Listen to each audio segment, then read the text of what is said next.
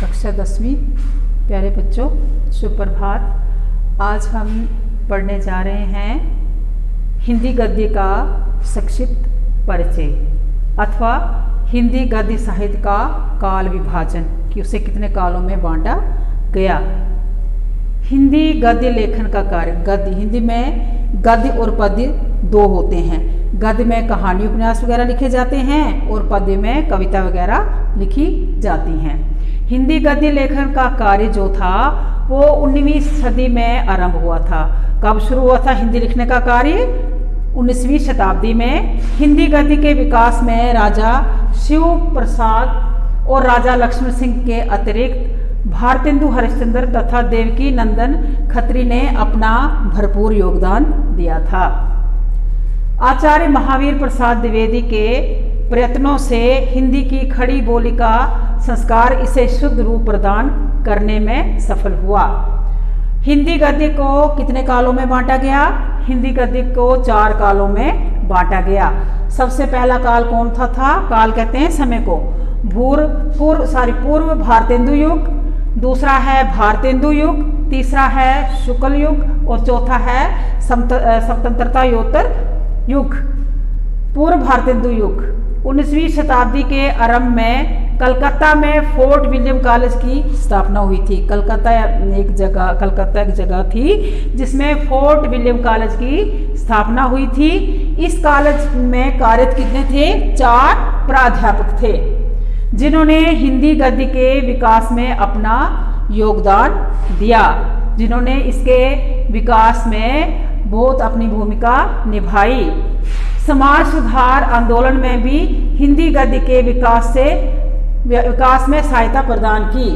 दूसरा है भारतेंदु युग। इस युग में भारतेंदु जी के समकालीन लेखक ने हिंदी गद्य की अनेक विधाओं जैसे निबंध, जीवनी, कहानी, उपन्यास तथा नाटक आदि के विकास में अपना सहयोग दिया। किस युग में? भारतेंदु युग में। इस युग के प्रमुख लेखक कौन कौन थे? कौन कौन से लेखक थे जिन्होंने इसमें भूमिका अपनी निभाई थी? वो थे बालकृष्ण भट्ट, प्रताप नारायण मिश्र। भारतेंदु के पश्चात द्विवेदी जी ने सरस्वती पत्रिका के माध्यम से हिंदी गद्य को परमर्जित रूप प्रदान किया। ये युग जो था ये राष्ट्रीय चेतना का युग कहा गया। उसके बाद है तीसरा है शुक्ल युग। इस युग में आचार्य रामचंद्र शुक्ल का अत्यंत महत्वपूर्ण स्थान रहा है क्योंकि वह निबंधकार और समालोचक थे। इस युग में प्रेमचंद और जयशंकर प्रसाद जी ने कहानियां, उपन्यास और नाटक के विकास में अपना महत्वपूर्ण योगदान दिया था। इस युग के अन्य और कहानीकार भी हैं। वो कौन कौन से हैं? वो हैं सुदर्शन कौशिक, जनेन्द्र कुमार तथा प्रमुख नाटककार हैं डॉक्टर राम कुमार वर्मा, उपेंद्र नाथ अश्क, सेठ गोविंद दास इत्यादि। चौथा है स्वतंत्रतायोत्तर युग। इस युग में क्या हुआ?